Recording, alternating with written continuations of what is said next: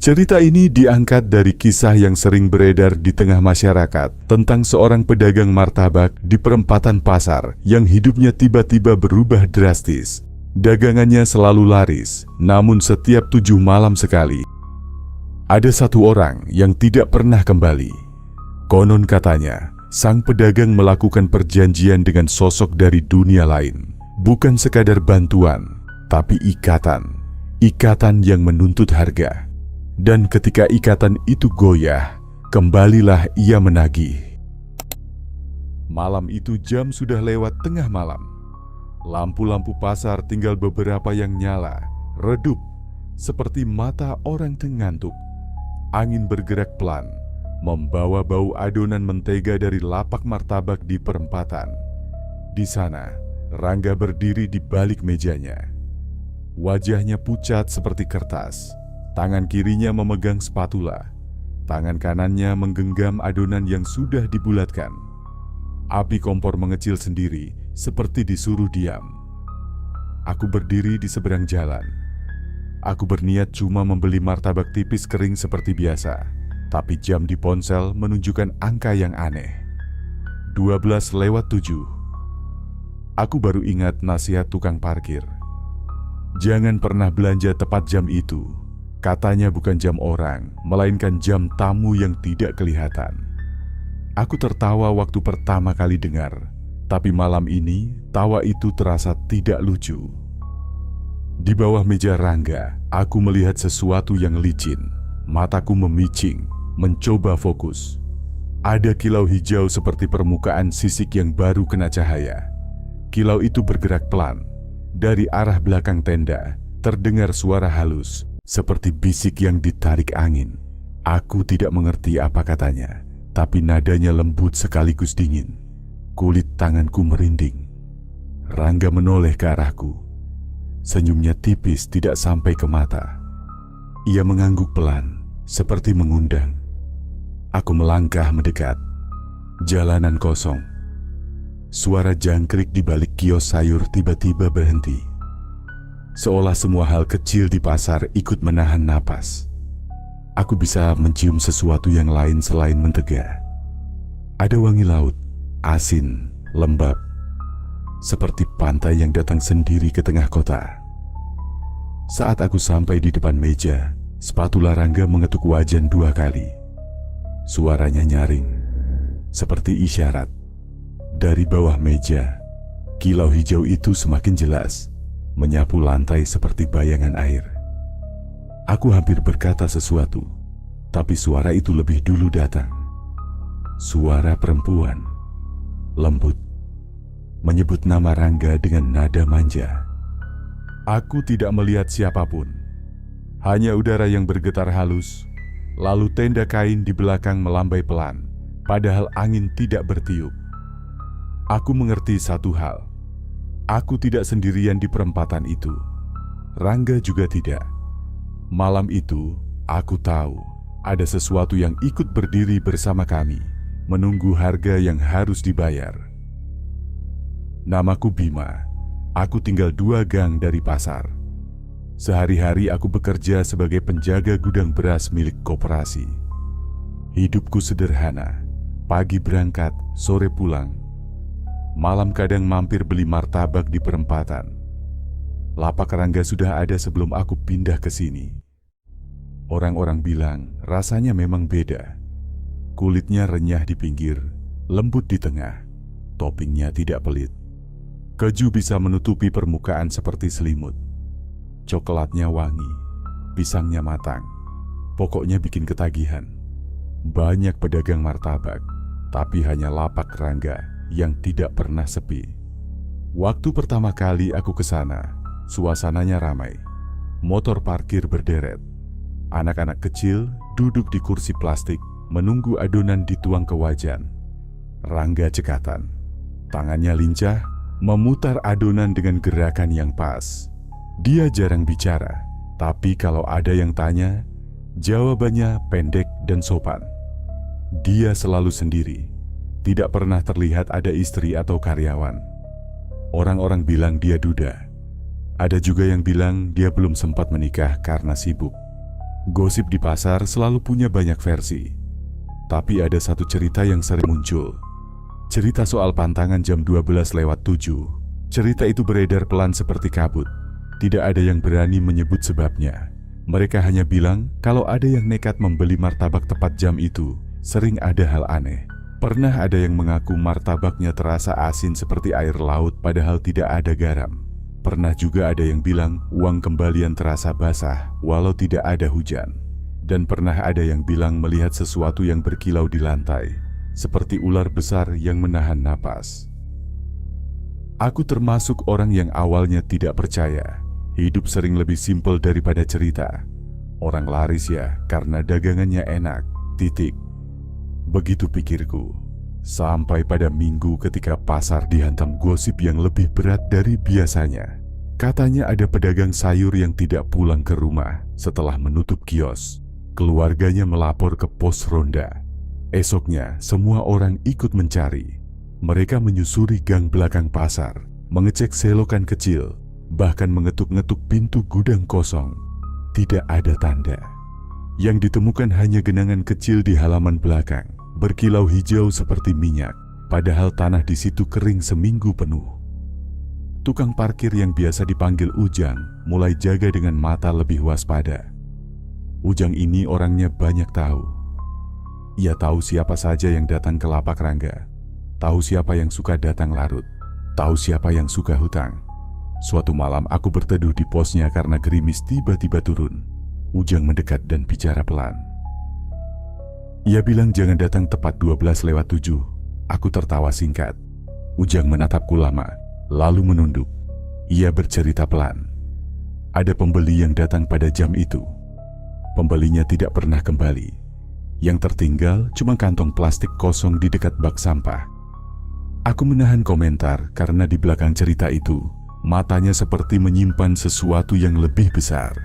Ujang menambahkan satu kalimat. Dia bilang ini bukan soal rasa martabak, ini soal janji yang sudah dibuat. Aku menelan ludah. Kata janji membuat segala hal terasa lain. Karena janji selalu punya dua sisi. Ada yang memberi dan ada yang menagih. Ujang tidak menyebut siapa penagihnya, tapi aku merasa ia sengaja menatap lantai ketika bicara. Seolah penagih itu suka bergerak rendah, dekat tanah, licin, dan dingin. Beberapa hari setelah itu, pasar seperti biasa, ramai dan penuh suara. Tapi ada suasana yang tidak bisa aku jelaskan. Orang-orang jadi lebih cepat pulang. Ibu-ibu memilih jalan memutar agar tidak lewat perempatan bila sudah malam. Pedagang buah yang biasanya suka menutup tenda pukul 10, kini selesai lebih cepat. Lampu-lampu jalan seperti merasakan hal yang sama. Cahaya mereka tampak ragu. Aku memerhatikan Rangga. Ia tetap bekerja dengan ritme yang sama. Tidak ada yang berubah dari tangannya yang cekatan, dari cara ia menarik adonan lalu menutup wajan. Tapi aku menangkap satu perbedaan kecil. Sekali waktu, ketika tidak ada pembeli, ia berdiri mematung. Pandangannya ke titik kosong di depan. Lalu seperti mendengar sesuatu, ia mengangguk pelan. Seperti orang yang sedang mendengarkan perintah. Aku pernah bertanya pada diriku sendiri, bagaimana orang bisa tetap tenang di tengah gosip yang tidak enak. Mungkin karena kalau gosip itu benar, ketenangan justru menjadi tameng terakhir. Atau mungkin karena ketenangan adalah bagian dari perjanjian yang tidak boleh dilanggar. Pada hari yang lain, aku menemukan hal yang membuat bulu kuduk naik. Saat subuh, aku lewat belakang pasar menuju mushola. Di tanah dekat pohon jambu, ada bekas basah berkilau. Warnanya hijau keemasan, bukan air biasa. Teksturnya seperti lendir tipis. Aku ragu untuk mendekat. Aku hanya berdiri beberapa langkah, memperhatikan.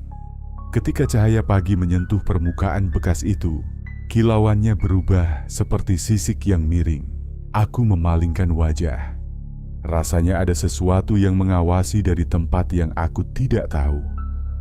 Aku juga mulai memperhatikan penghitungan waktu.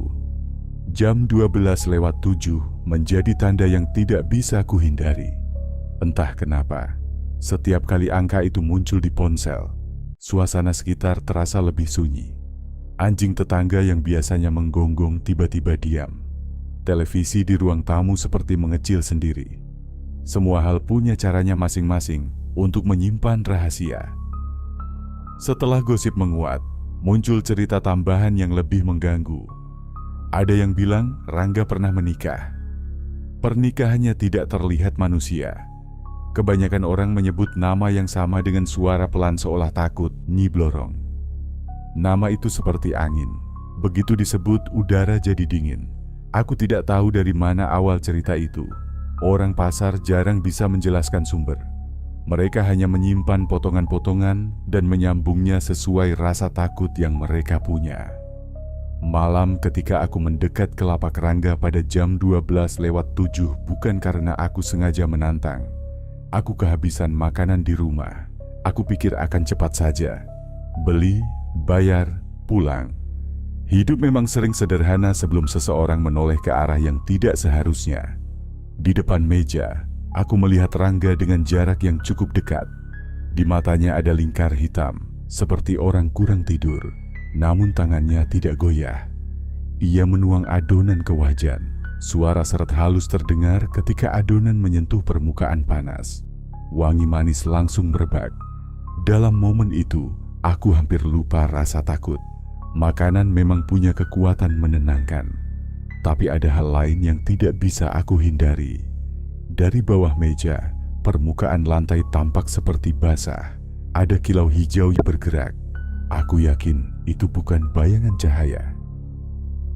Rangga menatapku dan tersenyum tipis.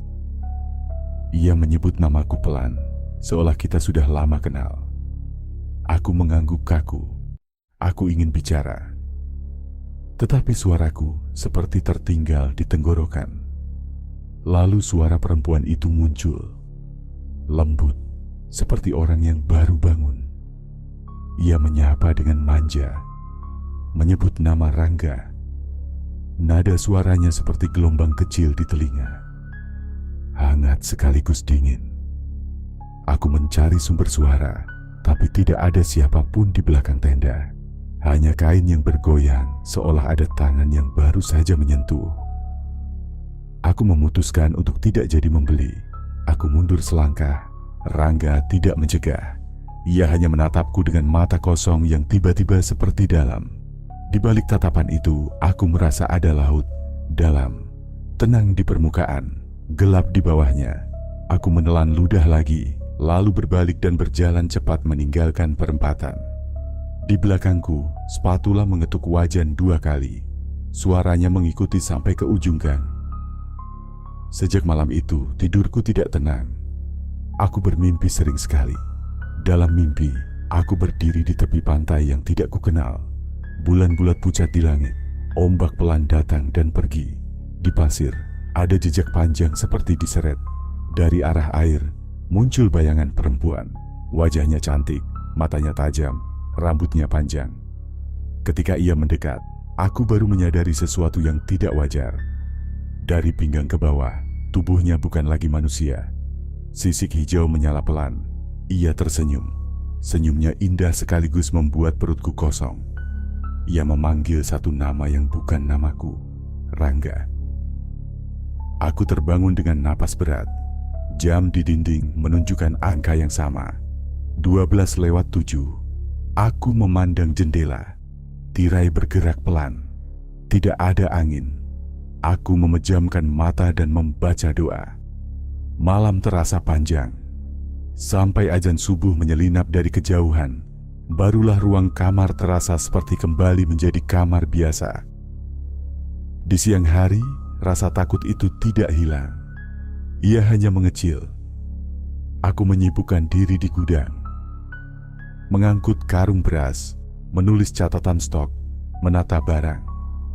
Teman kerjaku, Ari, bertanya kenapa wajahku pucat. Aku jawab kurang tidur. Ari tertawa dan menyarankan kopi. Aku berterima kasih dan menolak. Kopi malah membuat dadaku berdebar. Aku butuh kepala yang jernih, bukan jantung yang berlari. Sore hari aku melewati perempatan dari jauh. Lapak Rangga ramai seperti biasa.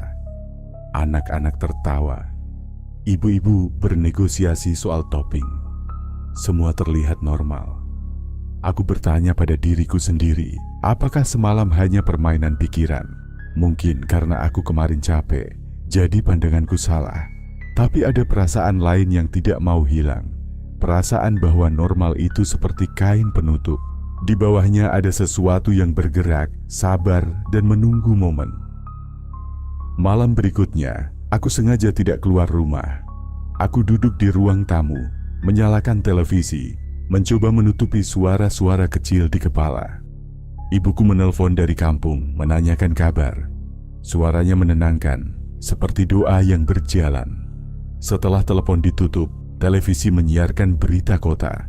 Sekilas ada potongan tentang orang hilang. Aku langsung memindah saluran. Aku tidak ingin menambah beban. Namun kabar buruk punya caranya sendiri untuk datang.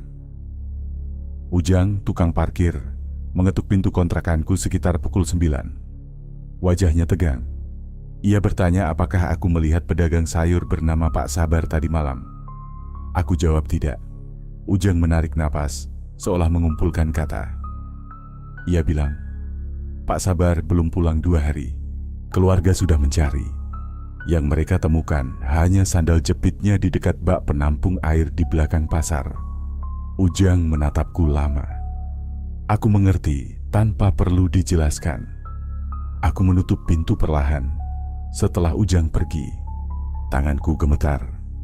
Aku berjalan ke dapur dan menyalakan keran. Air mengalir. Suaranya biasa saja. Tapi mataku menatap genangan kecil di dalam bak cuci piring. Entah kenapa, dalam genangan itu, cahaya lampu terlihat seperti berwarna hijau. Aku mematikan keran. Aku kembali ke ruang tamu dan duduk. Napasku pelan. Aku tahu, sejak malam di perempatan itu, aku bukan lagi penonton.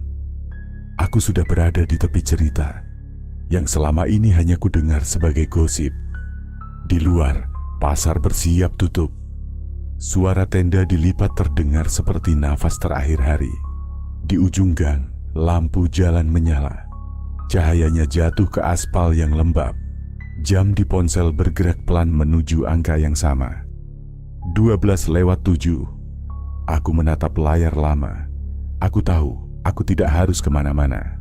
Tapi sebagian dari diriku seperti ditarik. Bukan oleh rasa penasaran, lebih oleh kebutuhan untuk mengerti. Karena rasa takut yang tidak dihadapi akan tumbuh diam-diam sampai akhirnya menelan kita bulat. Aku berdiri, aku mengambil jaket, aku melangkah keluar. Udara malam menempel di kulit, jalanan sepi. Aku berjalan ke arah perempatan. Setiap langkah seperti menumbuhkan suara di kepala. Suara yang lembut dan panjang. Suara perempuan yang memanggil satu nama yang bukan milikku, Rangga. Saat aku sampai di ujung gang, aku berhenti. Aku bisa melihat tenda lapak dari jauh. Api kompor menyala kecil. Tidak ada pembeli. Hanya Rangga yang berdiri sendiri. Ia menatap ke arah yang tidak terlihat dari posisiku. Kain tenda di belakangnya bergerak pelan. Aku menahan napas. Jam di ponsel bergetar sebentar. 12:07. Aku tidak melanjutkan langkah. Aku hanya berdiri di balik bayang-bayang, mengamati. Dalam diam itu, aku tahu satu hal. Cerita ini belum selesai. Baru saja mulai. Dan aku, suka atau tidak, sudah ditarik masuk. Malam ketika aku memutuskan untuk hanya mengamati dari jauh, ternyata menjadi titik awal semuanya berubah. Dari tempatku berdiri, aku melihat Rangga tidak sedang membuat martabak. Ia berdiri diam, seperti menunggu sesuatu. Api kompor menyala kecil, namun tidak ada wajan di atasnya. Tangannya berada di samping tubuh, jari-jarinya sedikit terentang, seolah siap menyambut seseorang atau sesuatu. Tenda di belakangnya bergoyang lembut. Dalam keheningan itu, terdengar suara perempuan yang sama seperti malam sebelumnya. Suaranya terdengar seperti datang dari dasar air. Tidak jelas, tapi dapat dirasakan. Rangga menunduk sedikit, seperti orang yang sedang hormat. Kemudian ia bicara, pelan, hampir seperti berbisik. Aku tidak mendengar jelas kata-katanya, tapi nada bicara itu terdengar seperti seorang manusia yang sedang memohon. Ada getaran kecil dalam suaranya. Bukan ketakutan, lebih seperti seseorang yang tahu ia sedang berbicara dengan sesuatu yang jauh lebih berkuasa dari dirinya. Aku perlahan mundur satu langkah. Jalanan di belakangku kosong. Aku tidak ingin membuat suara yang bisa menarik perhatian. Tapi saat aku mundur, ada satu batu kecil yang terinjak.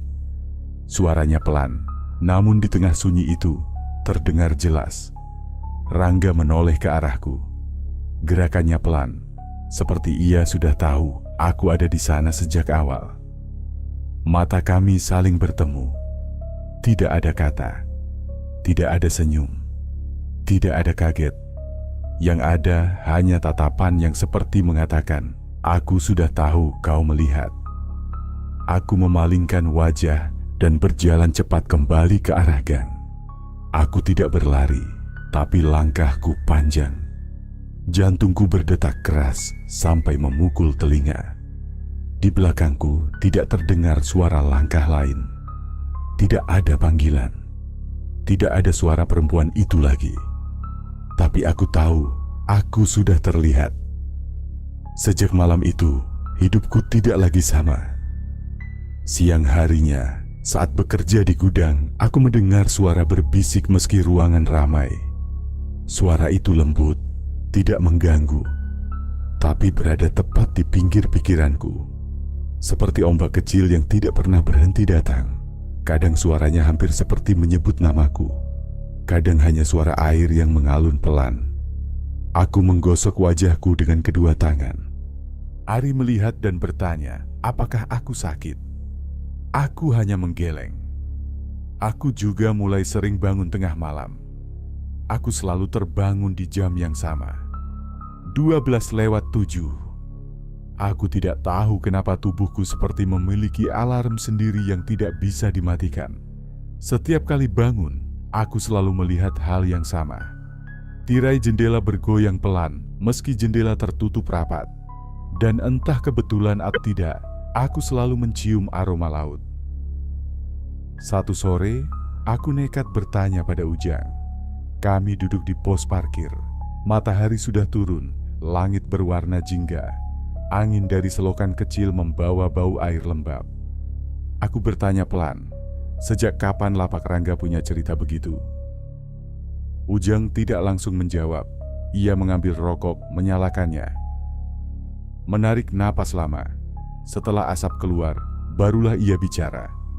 Ia bilang Rangga dulu bukan pedagang martabak. Dulu ia bekerja sebagai pelayan di warung makan dekat pantai. Hidupnya berat, gajinya kecil. Ia tinggal di kamar kos yang sempit. Lalu suatu hari ia menghilang selama beberapa minggu. Orang-orang mengira ia pulang kampung. Tapi ketika ia kembali, ia langsung membuka lapak martabak di perempatan. Semua orang menganggap ia dapat modal dari tabungan atau pinjaman saudara. Tidak ada yang menduga hal lain. Lapaknya langsung laris, seolah nasib buruknya habis begitu saja. Tapi setelah beberapa waktu, beberapa orang mulai memperhatikan pola. Setiap 7 malam sekali, ada orang yang tidak terlihat lagi. Setelah terakhir terlihat membeli martabak. Namun tidak ada yang berani menuduh. Semua orang butuh makan. Semua orang takut. Dan semua orang tahu ada hal-hal yang lebih baik tidak dibicarakan jika masih ingin hidup tenang. Aku bertanya, apa benar cerita soal perempuan yang menjadi pasangan Rangga? Ujang tidak menjawab langsung.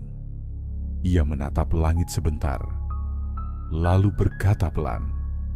Ia bilang ada sesuatu di belakang tenda Rangga. Sesuatu yang bukan manusia dan bukan ular.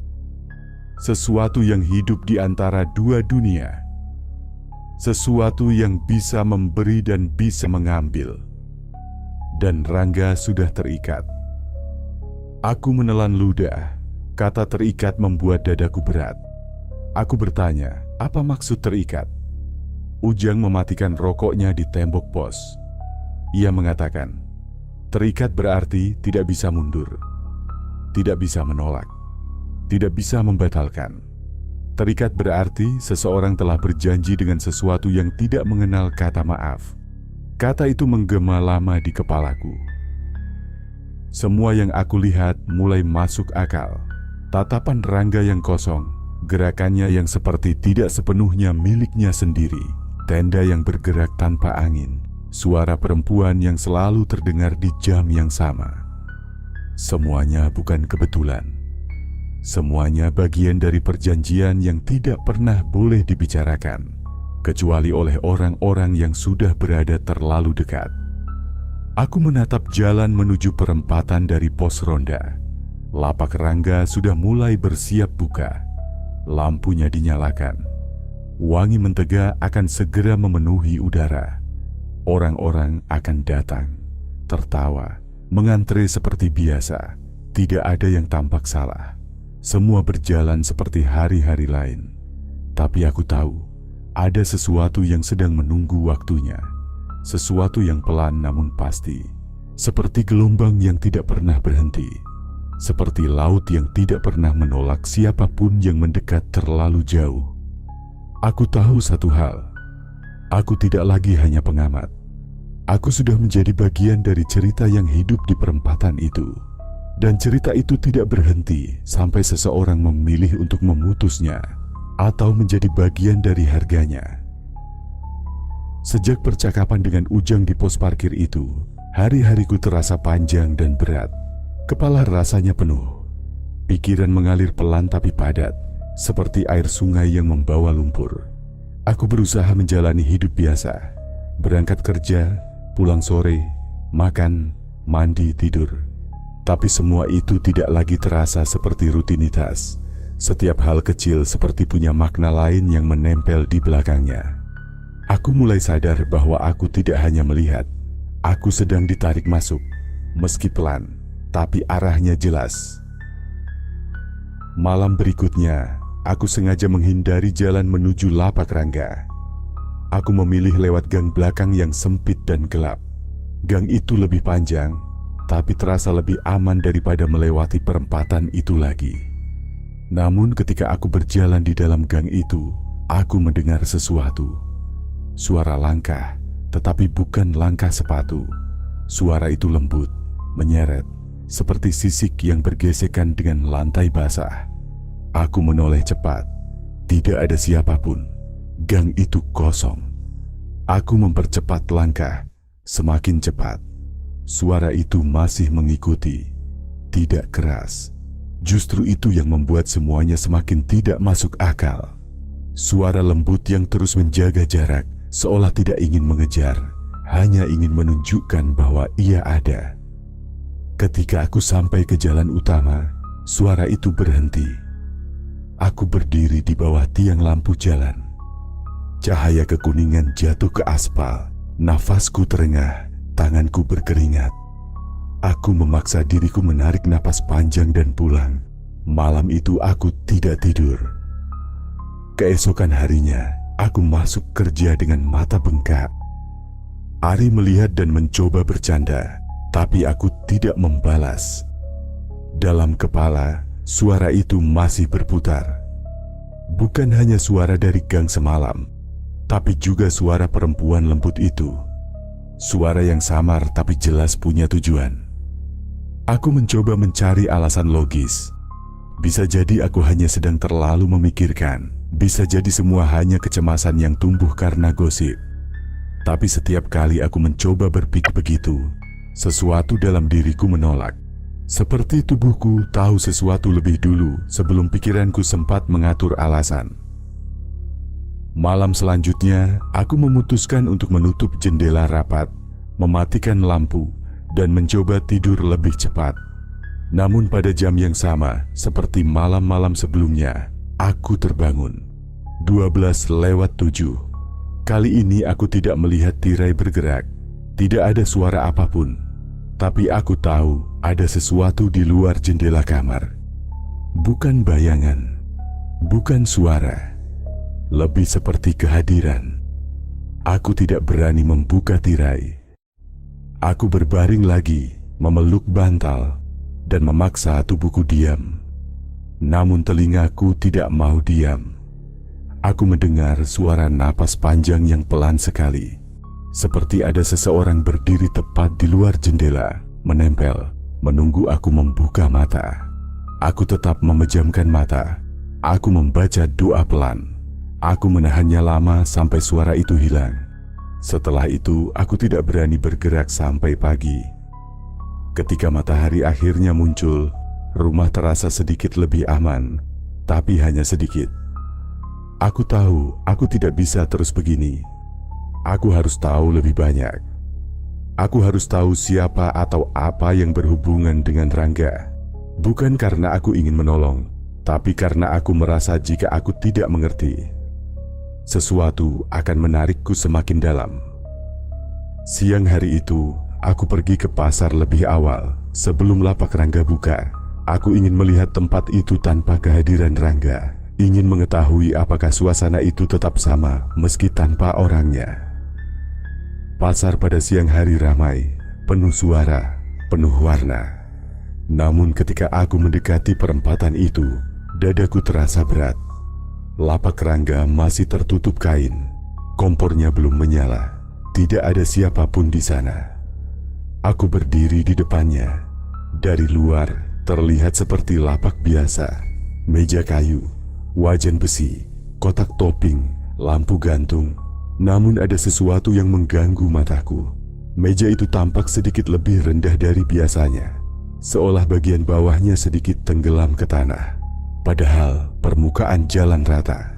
Aku jongkok untuk melihat lebih dekat. Ada bekas garis melingkar di lantai, seperti sesuatu pernah melilit kaki meja itu. Bekasnya licin dan berkilau samar, seperti bekas sisik yang pernah menempel. Aku berdiri perlahan, tenggorokanku kering. Aku tidak sendirinya di sana. Di seberang jalan, seorang perempuan tua sedang berjualan sayur. Ia memperhatikan aku dari tadi. Aku menghampirinya perlahan. Perempuan itu tidak tampak terkejut waktu aku bertanya. Aku bertanya apakah ia tahu cerita soal Rangga. Perempuan itu tidak langsung menjawab. Ia mengunyah sirih sebentar, lalu meludah ke tanah. Baru kemudian ia bicara. Suaranya serak dan rendah. Ia bilang bahwa Rangga dulu adalah orang yang tidak punya apa-apa. Tidak ada keluarga, tidak ada tempat pulang. Ia bekerja keras, tapi nasib tidak pernah memberi dia ruang. Sampai suatu hari ia pergi ke pantai yang jauh dari sini. Pantai yang jarang dikunjungi orang. Katanya di sana, ia bertemu sesuatu. Perempuan itu berhenti sebentar. Matanya menatapku lama. Aku bertanya, sesuatu apa? Ia menjawab dengan suara hampir tidak terdengar, pendamping.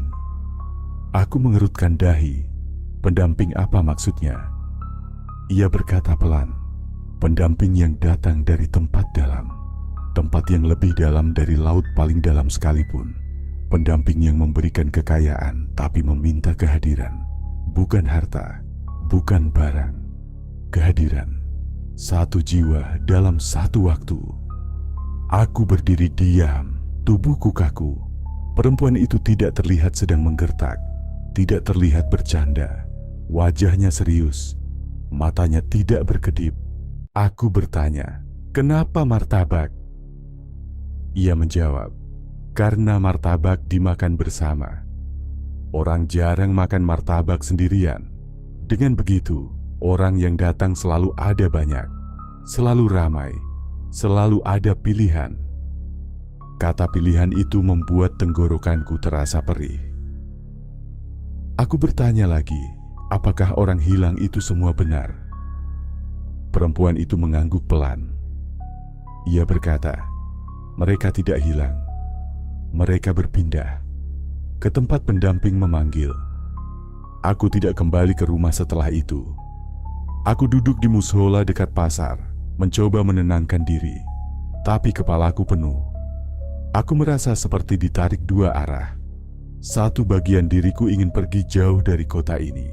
Bagian lain ingin tetap tinggal dan melihat bagaimana semua ini berakhir.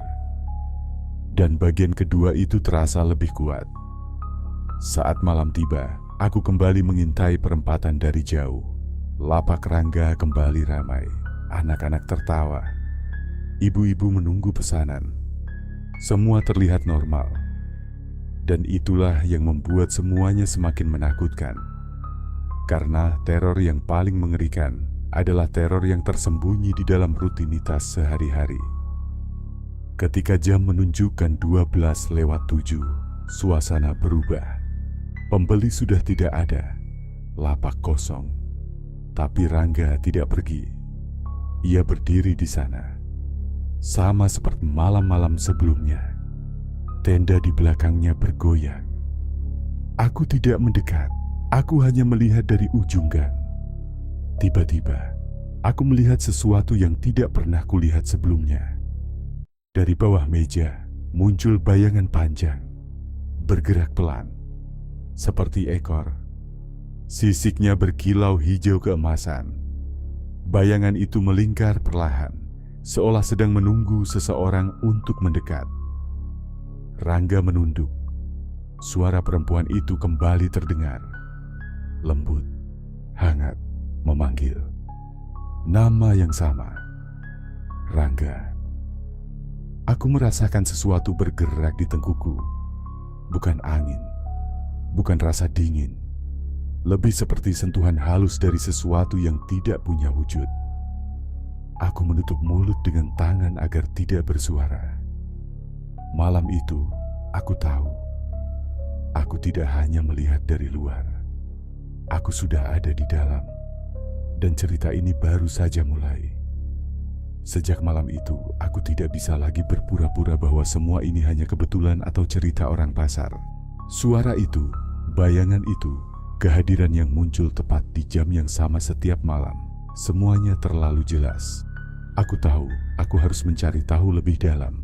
Bukan karena aku merasa berani, tetapi karena rasa takut yang tidak diberi penjelasan justru lebih menyesakkan daripada rasa takut yang memiliki bentuk. Aku mulai dari hal paling sederhana. Aku mencari tahu tentang tempat Rangga dulu bekerja. Warung makan di dekat pantai. Aku harus mencari pantai mana.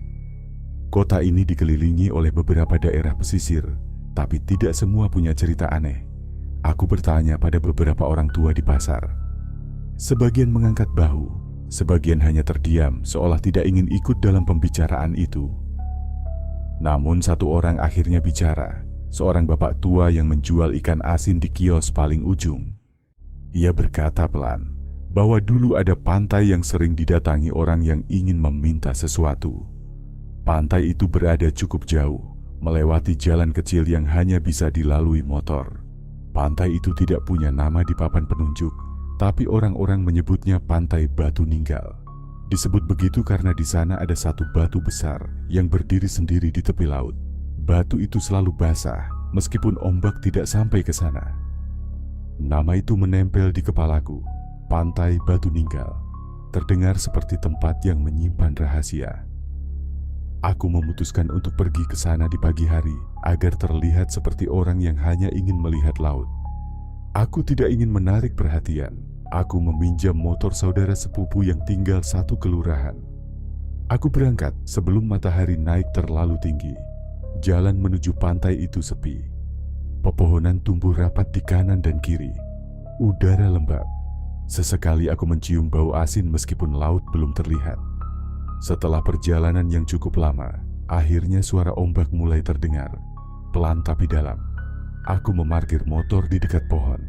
Pantai itu kosong, pasirnya gelap, ombaknya tidak besar, namun gelombangnya terasa berat. Dan di tengah pemandangan itu, aku melihat batu besar itu. Tingginya hampir setinggi dua orang dewasa, permukaannya licin. Dan benar, batu itu basah meskipun ombak tidak menyentuhnya. Aku berdiri memandangi batu itu cukup lama. Entah kenapa, hadir di tempat itu membuat dadaku terasa sempit. Ada suara halus yang berbisik di telinga. Namun kali ini bukan suara perempuan. Suara ini lebih terdengar seperti desir air yang memanggil pelan. Aku berjalan mendekat. Semakin dekat, bau laut terasa semakin kuat. Bau asin yang lembut, tetapi membawa sesuatu di baliknya. Seperti sesuatu yang sudah lama tersimpan di dalam air dan ingin keluar. Tepat ketika aku berada hanya beberapa langkah dari batu itu, aku melihat sesuatu. Ada kain putih yang menempel di salah satu sisi batu. Kain itu basah, menempel seperti baru dikenakan seseorang lalu ditinggalkan. Aku ragu menyentuhnya. Tapi sebelum jari tanganku menyentuh, aku mendengar suara langkah pelan dari belakang. Aku menoleh cepat. Seorang perempuan berdiri beberapa meter dariku. Usianya mungkin seumuran ibuku. Rambutnya diikat sederhana. Bajunya biasa saja, seperti orang desa yang sedang berjalan pagi. Namun yang membuatku terdiam adalah cara ia menatap batu itu. Tatapannya bukan seperti orang yang baru melihat, tapi seperti seseorang yang sudah tahu apa yang ada di sana sejak lama. Aku bertanya pelan, apakah ia tahu tentang batu ini? Perempuan itu menatapku sebentar, lalu mengangguk pelan. Ia bertanya apakah aku datang karena Rangga. Pertanyaannya membuat tubuhku kaku. Aku tidak menjawab, tapi perempuan itu seolah sudah tahu jawabannya. Ia berjalan mendekati batu. Ia mengelus permukaan batu itu pelan. Tangannya lembut, seolah sedang menyentuh seseorang, bukan benda mati. Ia berkata bahwa pendamping yang tinggal di sini bukan makhluk jahat. Ia tidak datang untuk menyakiti. Ia datang karena dipanggil. Dan setiap panggilan selalu membawa perjanjian. Rangga datang ke pantai ini dulu untuk meminta perubahan hidup. Semua orang ingin hidup lebih baik, katanya. Namun tidak semua orang siap menerima harga yang harus dibayar. Aku bertanya apa sebenarnya harga itu. Perempuan itu diam lama sebelum menjawab. Ia berkata bahwa pendamping tidak meminta uang, tidak meminta barang, tidak meminta rumah. Ia meminta kehadiran. Kehadiran manusia, bukan tubuhnya, tetapi keberadaannya. Kehadiran yang utuh. Dan setiap 7 malam, satu kehadiran akan diambil. Aku mencoba memahami. Katanya pendamping ingin ditemani, karena ia tidak hidup di dunia yang sama seperti manusia. Ia berada di batas antara laut dan daratan. Ia hidup di tempat di mana tidak ada waktu. Maka ia membutuhkan kehadiran agar ia tetap merasa ada. Aku merasakan dingin di ujung jari. Aku bertanya pelan, apa Rangga melakukan itu karena terpaksa? Perempuan itu tersenyum, tapi senyumnya bukan senyum bahagia. Senyum itu seperti milik seseorang yang sudah sangat lama mengerti kesedihan yang tidak bisa diubah. Ia berkata, Rangga awalnya meminta dengan hati yang tulus. Ia memohon agar hidupnya berubah. Ia lelah dengan kemiskinan. Ia lelah merasa tidak berarti. Ia ingin diakui. Dan pendamping memberinya semua itu. Dengan syarat ia tidak boleh menolak panggilan ketika pendamping meminta. Aku bertanya, apakah Rangga bahagia? Perempuan itu menatap ombak yang datang dan pergi. Ia berkata, mungkin dulu, tapi semakin lama, hati manusia akan paham bahwa semua yang datang terlalu mudah akan meminta kembali sesuatu yang lebih besar dari yang diberikan. Aku mengingat mata Rangga pada malam itu, kosong, dalam. Seperti ia menyimpan sesuatu yang tidak mungkin diceritakan. Aku bertanya pada perempuan itu, apakah ada cara untuk memutus perjanjian itu? Perempuan itu memandangku lama. Tatapannya seperti menembus pikiranku. Ia berkata bahwa perjanjian hanya bisa diputus dengan 2 cara. Cara pertama, orang yang membuat perjanjian harus siap memberikan seluruh dirinya tanpa sisa. Cara kedua, seseorang yang bukan bagian dari perjanjian namun sudah terlalu dekat dapat mengambil tempatnya. Jantungku seperti berhenti berdetak.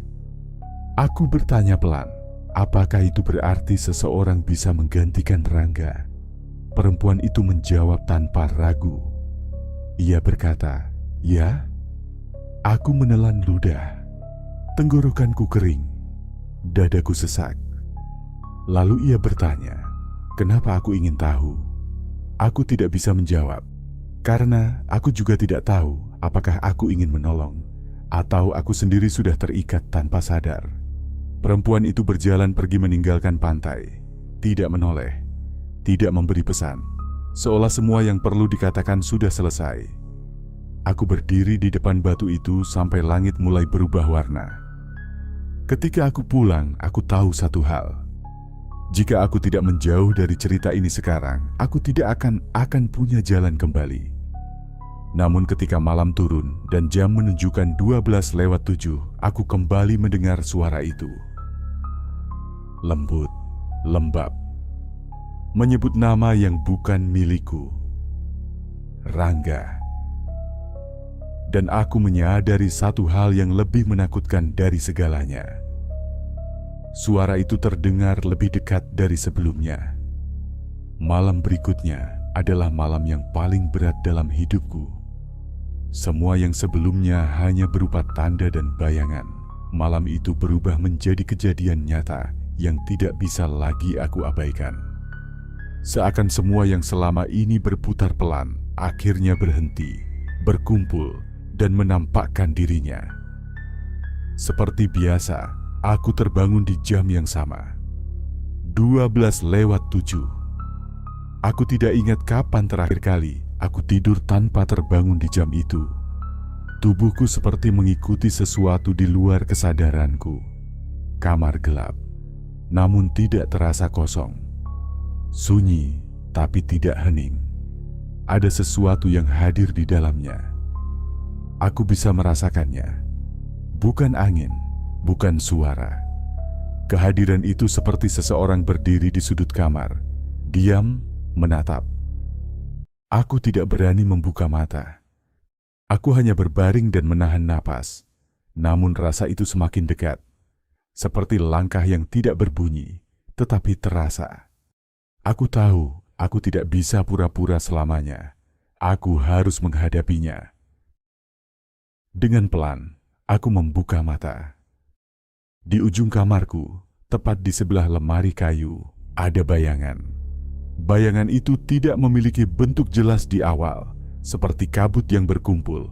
Namun perlahan, kabut itu menurun, membentuk siluet perempuan. Rambutnya panjang, jatuh sampai lantai. Tubuhnya tampak seperti sedang berada di dalam air. Bergerak pelan, mengalun. Tapi kamar ini tidak berisi air. Aku terdiam, tidak bisa bicara, tidak bisa berpikir. Perempuan itu berada di sana, tidak menyentuh lantai, tidak bergerak dengan cara manusia. Ia seperti melayang pelan, mendekat. Saat wajahnya mulai tampak, aku memalingkan wajah. Aku tidak sanggup melihat lebih jelas. Aku merasakan dadaku sesak seperti ada tali yang melilit dada. Suara perempuan itu terdengar, lembut, hangat, namun membawa sesuatu yang sangat dalam. Bukan ancaman, lebih seperti ajakan. Ia tidak memanggil namaku. Ia memanggil satu nama yang sama seperti sebelumnya. Rangga. Namun kali ini suaranya bukan memanggil dengan manja. Suaranya seperti mencari. Seolah Rangga tidak ada di tempat ia biasa berada. Seolah ia sedang bertanya, "Di mana?" Aku tidak menjawab. Aku tidak mampu. Tapi ia sepertinya tahu aku mendengar. Tubuh bayangan itu bergerak semakin dekat ke tengah kamar. Sekarang ia hanya beberapa langkah dariku. Aku masih tidak berani melihat wajahnya langsung. Aku menunduk, mataku menutup. Aku membaca doa yang aku hafal. Pelan terbata. Kata-kata keluar seperti suara anak kecil yang mencoba bicara saat takut. Suara itu berhenti. Hening lagi. Tapi hening itu bukan hening biasa. Hening ini berisi sesuatu. Setelah beberapa detik yang terasa seperti sangat panjang, suara itu kembali. Tapi kini nadanya berbeda. Lebih pelan, lebih dekat. Seperti berbisik di telinga. Ada sesuatu yang sudah terikat. Aku menahan napas. Pipiku terasa dingin. Seperti ada embusan angin laut tepat di samping wajahku. Kemudian suara itu hilang. Bayangan itu perlahan memudar. Seperti kabut yang kembali menjadi udara. Kamar kembali menjadi kamar. Gelap yang biasa, sunyi yang biasa. Namun aku tahu sesuatu sudah berubah. Aku tidak lagi hanya melihat, tidak lagi hanya mendengar. Kini aku sudah menjadi bagian dari tatapan itu. Aku bangun dengan tubuh gemetar. Aku duduk di tepi tempat tidur. Aku merasa seperti seseorang yang baru saja kembali dari tempat yang sangat jauh. Aku tidak bisa langsung berdiri. Kakiku tidak stabil. Aku menghabiskan sisa malam dengan duduk diam, menunggu matahari. Ketika pagi datang, aku tahu apa yang harus aku lakukan. Aku tidak bisa lari, karena suara itu tidak berasal dari luar. Ia datang dari sesuatu yang sudah menempel dalam pikiranku. Ada satu tempat yang harus aku datangi. Lapak itu. Perempatan pasar.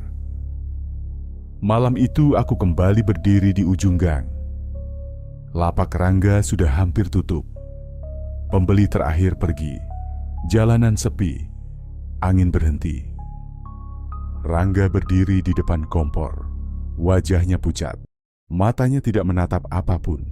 Ia seperti tidak ada di dalam tubuhnya.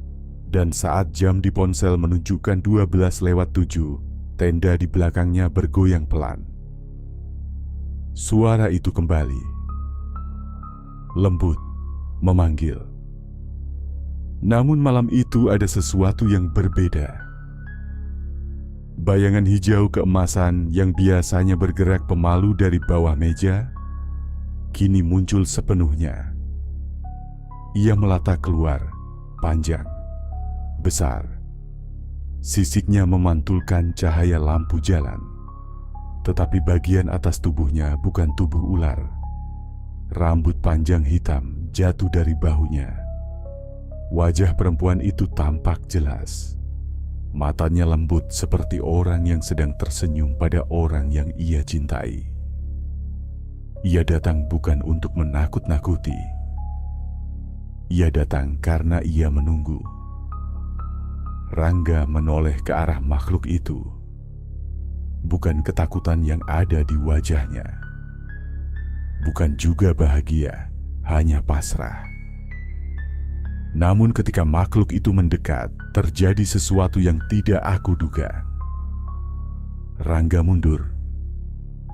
Satu langkah. Makhluk itu berhenti. Suara perempuan itu terdengar. Bukan marah, hanya kecewa. Rangga menunduk, bahunya bergetar, dadanya naik turun. Untuk pertama kalinya, aku melihat dirinya benar-benar takut. Ia berbisik pelan. Aku tidak bisa lagi. Suaranya serak. Seperti seseorang yang memikul beban terlalu lama. Makhluk itu menatap. Mata itu bukan mata manusia, tapi bukan mata buas juga. Mata itu seperti air laut. Dalam, banyak, dan tidak ada dasar. Suara itu bertanya, siapa yang akan menggantikan? Aku merasakan dadaku seperti ditarik dari dalam. Aku mengerti apa yang sedang terjadi. Aku mengerti apa arti tatapan itu malam-malam sebelumnya. Aku mengerti kenapa suara itu memanggil. Aku mengerti kenapa perempuan tua di pantai bilang ada dua cara memutus perjanjian. Seseorang harus menggantikan. Dan aku sudah terlalu dekat. Rangga menoleh. Mata kami bertemu. Dalam tatapan itu aku melihat sesuatu yang tidak bisa aku lupakan. Permohonan. Bukan permohonan agar aku menggantikan. Permohonan agar aku pergi, agar aku selamat, agar cerita ini berhenti padaku. Bukan berlanjut ke orang lain. Rangga berbisik, lari. Namun sebelum aku sempat bergerak, makhluk itu menoleh padaku. Dan aku tahu, aku tidak bisa lari. Tubuhku terasa seperti menancap ke tanah. Aku ingin berlari, tapi lututku tidak mau bergerak. Nafasku pendek, dadaku sesak. Rasanya seperti seluruh udara di sekitar pasar tiba-tiba diperas keluar, menyisakan hanya cukup untuk membuatku sadar bahwa aku sedang ketakutan. Makhluk itu bergerak pelan ke arahku. Ia tidak tergesa, tidak mengaum, tidak mengancam. Justru gerakannya lembut, seolah ia hanya ingin mendekat dan melihat wajahku lebih jelas. Rambut panjangnya mengikuti gerakan tubuhnya, seperti berada di dalam air yang mengalir. Cahaya lampu jalan membuat sisiknya memantulkan warna hijau dan emas. Cantik, tapi tidak membawa rasa nyaman. Justru kecantikan itu seperti memegang sesuatu yang tidak boleh disentuh oleh manusia. Aku memalingkan wajah, namun aku tetap merasakan tatapannya. Tatapan yang bukan sekadar melihat, tetapi mengerti. Seperti ia sudah tahu seluruh isi kepalaku sebelum aku sendiri sempat menyusunnya.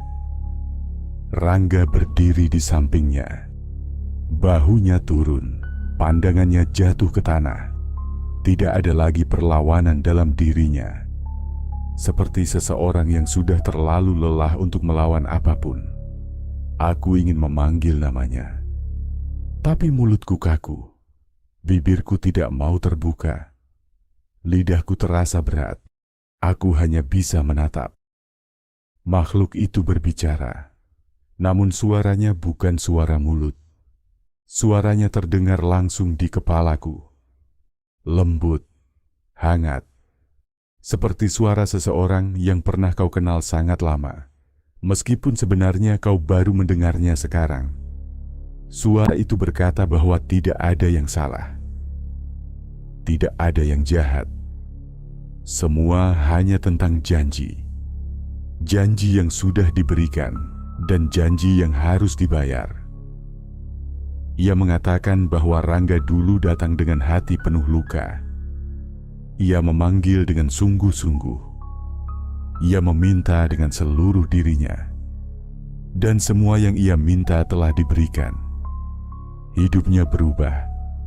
Ia memiliki yang ia inginkan. Ia disayangi. Namun manusia tidak bisa lepas dari rasa takut.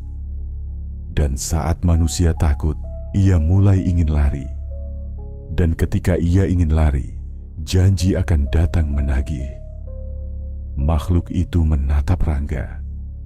Bukan dengan marah, bukan dengan benci. Lebih seperti seseorang yang merasa dikhianati oleh orang yang sangat ia cintai. Suara itu berkata pelan bahwa ia telah menunggu, malam demi malam, waktu demi waktu. Dan setiap 7 malam, ia memberi kesempatan bagi Rangga untuk tetap memilih. Namun malam ini, Rangga tidak lagi menjawab panggilan dengan hati yang sama. Rangga mengangkat kepalanya sedikit, matanya basah. Bukan menangis keras, tapi menangis yang sudah melewati banyak malam. Menangis yang tidak lagi punya suara. Ia berbicara pelan. Ia berkata ia lelah. Ia tidak punya siapa-siapa. Ia tidak ingin hidup seperti ini lagi. Ia tidak ingin ada yang hilang lagi. Ia tidak ingin ada yang menjadi harga dari hidupnya. Makhluk itu mendekatkan wajahnya ke wajah Rangga. Keduanya hampir bersentuhan. Tidak ada rasa takut di wajah Rangga. Hanya ada kelelahan yang begitu dalam. Dan dalam momen itu, aku tahu sesuatu. Rangga tidak ingin menyelamatkan dirinya. Ia ingin menyelamatkan orang lain. dan orang itu adalah aku. Makhluk itu menoleh ke arahku lagi. Matanya tidak keras, tidak menuntut, tidak memaksa, hanya melihat. Seolah ia membiarkan aku membuat keputusan sendiri. Suara itu masuk ke dalam pikiranku. Ia mengatakan bahwa aku sudah melihat terlalu banyak. Aku sudah berada terlalu dekat. Dan sesuatu yang berada terlalu dekat tidak lagi bisa menjadi penonton. Aku hanya punya dua jalan. Tinggal atau pergi dengan cara yang tidak kembali. Aku tidak ingin menjawab, tapi tubuhku seperti bergerak sendiri. Aku merasa langkahku maju satu kali, lalu dua. Seolah ada sesuatu yang menarikku pelan. Bukan memaksa, tapi mengundang. Aku merasakan dadaku panas dan dingin bersamaan, seperti aku sedang berada di pantai yang sangat sunyi di malam tanpa bulan. Rangga melihatku dan menggeleng lemah. Ia ingin aku berhenti. Ia ingin aku berlari, tapi tubuhku tidak mendengar dirinya. Tubuhku mendengar panggilan yang lain. Makhluk itu mengulurkan tangannya. Tangan itu bukan tangan manusia. Jarinya panjang, kulitnya halus, sisiknya berkilau lembut. Namun gerakannya penuh dengan kehangatan, bukan ancaman. Aku merasa ujung jariku mulai terangkat, ingin menyentuh. Namun tepat saat jariku hampir bertemu dengan kulit sisiknya, sesuatu terjadi. Rangga melangkah cepat menahan lenganku. Gerakannya tiba-tiba, wajahnya dekat sekali denganku, napasnya berat. Suaranya pecah. Jangan. Hanya satu kata. Tapi kata itu seperti suara seseorang yang sedang memegang pintu terakhir sebelum semuanya runtuh. Makhluk itu berhenti. Suasana menjadi sangat sunyi. Bahkan jangkrik tidak terdengar. Lampu jalan tidak berkedip. Rangga menatapku lama. Aku melihat dalam matanya. Dalam sekali. Di sana tidak ada takut. Tidak ada marah. Hanya ada satu hal, keputusan. Ia melepaskan lenganku. Ia melangkah maju. Satu langkah, dua, tiga. Ia berhenti tepat di depan makhluk itu. Suara itu kembali. Apakah kau memilih? Rangga mengangguk, pelan, tegas. Seolah seluruh hidupnya hanya tersisa untuk satu anggukan itu. Makhluk itu menyentuh dadanya perlahan. Rangga menutup mata. Tidak ada jeritan. Tidak ada benturan. Tidak ada kekerasan. Tubuh Rangga hanya merunduk perlahan, seperti seseorang yang akhirnya bisa beristirahat setelah sangat lama menahan beban. Lalu tubuhnya memudar pelan, seperti pasir yang terbang tertiup angin. Aku berdiri tanpa suara. Makhluk itu menatapku sekali lagi. Bukan untuk mengundang. Bukan untuk memaksa. Hanya untuk memastikan aku mengerti. Perjanjian selesai. Untuk malam ini. Makhluk itu perlahan kembali ke bawah meja. Sisiknya melata halus. Rambutnya tenggelam. Suaranya memudar. Udara menjadi biasa kembali. Lapak martabak berdiri di tempat yang sama. Namun Rangga telah tiada. Dan aku menyadari sesuatu yang membuat tubuhku terasa kosong. Cerita ini belum berakhir. Setelah malam itu, aku tidak pernah melihat Rangga lagi. Lapak martabaknya masih berdiri di perempatan pasar, tapi hanya sebagai meja kosong yang diliputi diam. Kompor masih ada. Wajan masih ada, kotak topping masih berada di pojok meja, tetapi tidak ada yang menyentuhnya.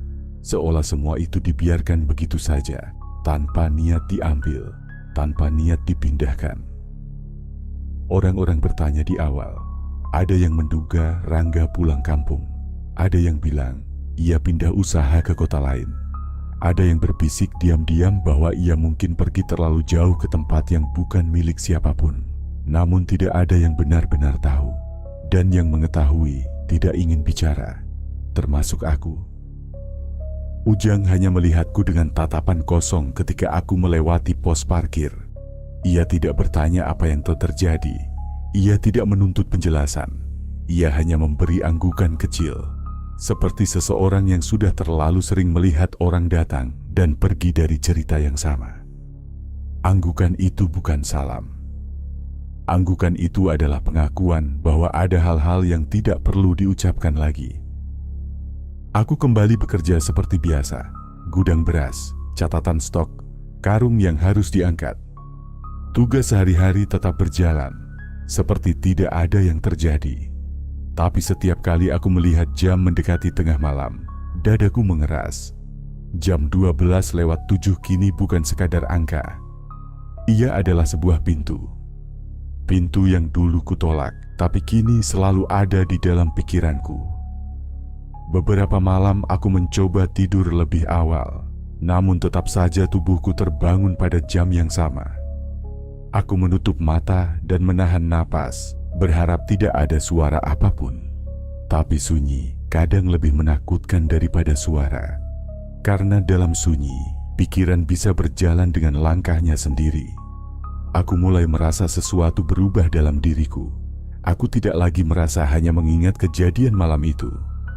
Aku merasa aku sedang menyimpannya, membawanya. Seperti ada sesuatu yang tertinggal padaku dari pertemuan itu. Bukan bayangan, bukan suara, tapi kehadiran. Kehadiran yang sangat halus, seperti embusan angin yang mengikuti dari belakang setiap kali aku berjalan pulang. Aku tidak bercerita pada siapapun, bukan karena tidak bisa, tapi karena tidak ada kata yang cukup kecil untuk menjelaskan sesuatu yang sebesar malam itu. Hingga suatu sore, seorang anak kecil berdiri di depan lapak martabak yang sudah lama kosong itu. Ia memegang uang receh di tangannya. Ia menatap meja kosong itu dengan wajah bingung. Ia bertanya pada ibunya, kenapa abang martabak tidak pernah buka lagi? Ibunya tersenyum dan berkata, mungkin abangnya pindah. Anak itu mengangguk sebentar, lalu mencari lapak lain. Namun aku melihat sesuatu pada bekas tapak kakinya. Ketika ia melangkah pergi, lantai di bawah meja martabak itu tampak sedikit mengilap. Seperti ada sesuatu yang lembab, baru saja menarik mundur dirinya ke tempat tak terlihat. Kilau itu hijau keemasan, sangat tipis. Hampir tidak terlihat, tapi aku melihatnya. Aku memalingkan wajah. Aku tahu, semua belum selesai. Perjanjian malam itu memang berakhir, tapi bukan cerita. Pendamping tidak pergi, ia hanya menunggu. Dan setiap tempat yang menunggu akan selalu mengirim panggilan halus kepada orang-orang yang cukup dekat untuk merasakannya. Rangga telah memilih jalannya. Ia memutuskan perjanjian dengan memberikan dirinya sepenuhnya. Itu adalah akhir untuknya. Tapi bukan untuk perempatan itu. Aku mulai menyadari sesuatu yang sangat sunyi, tapi sangat jelas. Suara itu tidak lagi memanggil nama Rangga di telingaku. Tidak lagi terdengar lembut memanggil seseorang yang bukan diriku. Malam-malam berikutnya, ketika aku terbangun pada jam 12:07, suara itu berubah. Kini ia memanggil dengan sangat pelan, tidak memaksa, tidak mengancam, namun tidak ada keraguan. Suara itu memanggil satu nama, namaku. Tidak ada rasa marah dalam suara itu. Tidak ada rasa haus atau lapar. Hanya suatu bentuk kesepian yang dalam. Seperti seseorang yang duduk sendirian menunggu sahabat yang tidak pernah kembali. Suara itu bukan suara kematian. Suara itu adalah suara seseorang yang ingin ditemani. Aku menutup mata dan mendengarkan. Tubuhku tidak gemetar lagi. Rasa takut itu masih ada, namun bentuknya berubah. Tidak lagi seperti bayangan yang mengejar dari belakang. Lebih seperti bayangan yang berjalan di sampingku. Perempatan pasar tetap sama. Lampu jalan tetap menyala setiap malam. Wangi mentega seolah masih tertinggal di udara. Meski wajan itu kosong, orang-orang melanjutkan hidup mereka. Pedagang sayur masih membuka kios. Tukang parkir masih duduk di kursinya. Anak-anak masih berlarian. di sekitar lapak kosong itu tanpa tahu apa yang pernah terjadi. Hidup berjalan. Namun ada satu hal yang tidak berubah. Setiap malam ketika jam menunjukkan 12:07, tenda kain lapak martabak itu bergerak sangat pelan. Seolah ada angin yang hanya bertiup untuk satu tempat saja. Seolah seseorang masih duduk di sana, menunggu. Dan aku tahu tepat siapa yang ditunggu. Tidak perlu ada akhir besar dalam cerita ini. Tidak perlu ada jeritan atau kejaran atau bayangan yang muncul tiba-tiba. Tidak perlu ada teror yang meledak menjadi sesuatu yang mengancam dunia. Karena teror yang sesungguhnya bukan yang datang dengan suara keras. Teror yang sesungguhnya adalah sesuatu yang tinggal bersama kita. Diameter, tenang, tidak pergi, dan menunggu kita menjawab panggilan. Malam ini, seperti malam-malam sebelumnya, aku terbangun saat jam menunjukkan angka yang sama. 12:07. Tirai kamar bergerak pelan, dan suara itu kembali, lembut, tenang, memanggilku. Aku membuka mata. Aku tidak tahu apakah aku akan menjawab atau terus bertahan. Yang aku tahu hanyalah satu hal yang tidak bisa aku tolak. Aku tidak sendirian lagi.